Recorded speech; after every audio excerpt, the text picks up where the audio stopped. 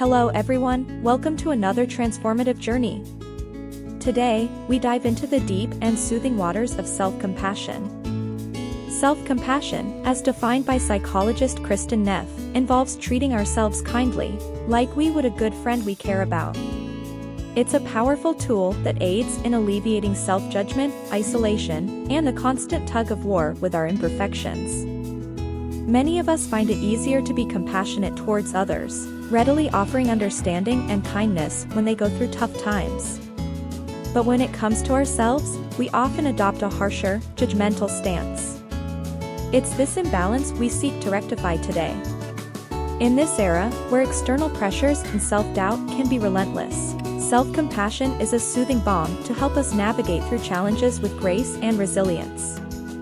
Numerous studies have shown the profound impact self-compassion can have on our mental health. People with a higher degree of self-compassion tend to have lower levels of anxiety, depression, and stress. But why is this so? Research points to the fact that self-compassion creates a buffer, separating us from negative self-evaluations and internalized criticism that can erode our mental health.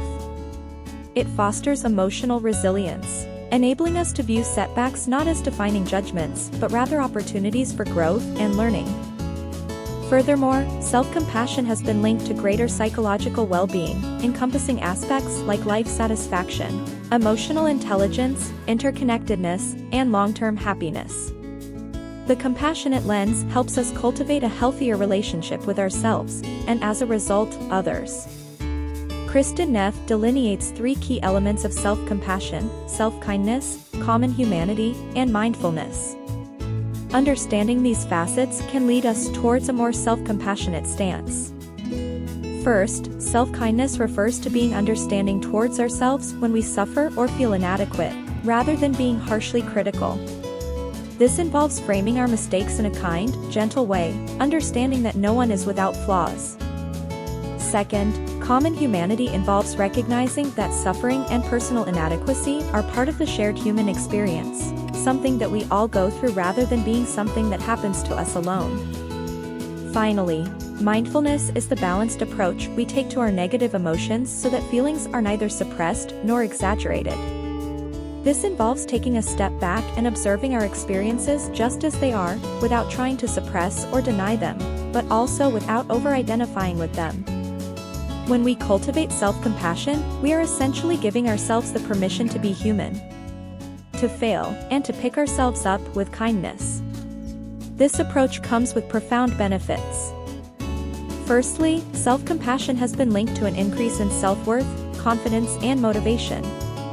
When we know we have a safety net of understanding and kindness, we are more likely to take calculated risks and step out of our comfort zone.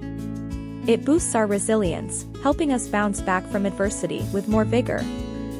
Moreover, self-compassion also acts as a potent stress alleviator. When faced with difficult situations, instead of criticizing ourselves, responding with self-compassion can soothe our nervous system, switching it from a state of threat to a state of safety.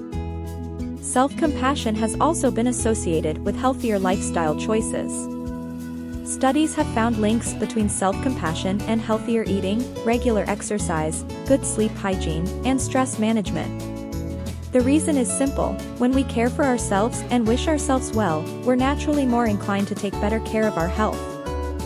Understanding self-compassion is one thing, but cultivating it in our daily life is another.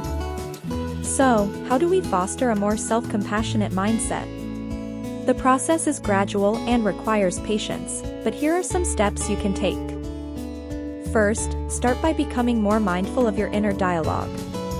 Pay attention to moments when you're being critical with yourself. Try to view these instances with objectivity and remind yourself of the need for kindness and understanding. Next, practice self-kindness. This might involve replacing harsh inner dialogues with kinder, more forgiving ones. Speak to yourself as you would a loved one in distress. Provide comfort, understanding, and encouragement. Remember, you're not alone in your struggle. Acknowledge that everyone experiences challenges and difficulties, and they're a natural part of life. This realization helps to alleviate feelings of isolation and connects you with a broader human experience. Finally, practice mindfulness meditation focused on self-compassion. Several guided meditations are available online to help cultivate a mindset of self-compassion over time. Let's address some common misconceptions about self-compassion. Many people fear that being self-compassionate can lead to self-indulgence or complacency. However, this is a misunderstanding. Being kind to ourselves doesn't mean we ignore our faults or stop striving for improvement. Instead, self-compassion allows us to acknowledge our weaknesses, but from a place of love and understanding, motivating us to grow and do better. Some people also believe that self-criticism is essential to drive success. It's crucial to note that while constructive self-criticism can be helpful, constant, harsh self-judgment can lead to stress, anxiety, and reduced morale.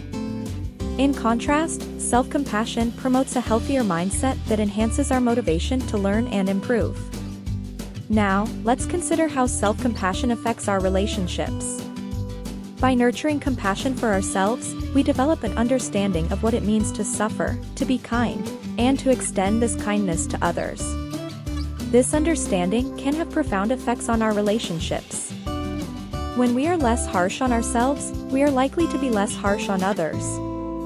This leads to increased empathy, deeper connections, and improved relationship satisfaction. Moreover, as we grow less afraid of our shortcomings, we become more authentic and vulnerable in our interactions, further deepening our relationships. As we come towards the end of our session, let's look at some practices to foster self-compassion in our daily life. These are simple yet effective ways to start your journey of self-compassion. One of the first practices is the self-compassion break, developed by Kristin Neff. It is a technique you can use any time of the day, especially when you're experiencing a moment of stress or negative self-talk. This technique involves 3 steps: acknowledging that you're experiencing difficulty, reminding yourself that everyone faces challenges, and then offering yourself words of kindness and comfort. Another practice is the loving kindness meditation, where you silently repeat a series of mantras, wishing yourself and others happiness, peace, and wellness. It's a practice that helps cultivate positive emotions towards oneself and others. Lastly, consider keeping a self-compassion journal.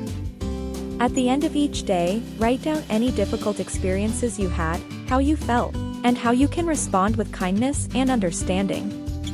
This practice helps bring mindfulness and self-compassion to your everyday life, transforming how you relate to yourself over time. As we conclude our journey into self-compassion, remember to extend patience to yourself as you cultivate this practice.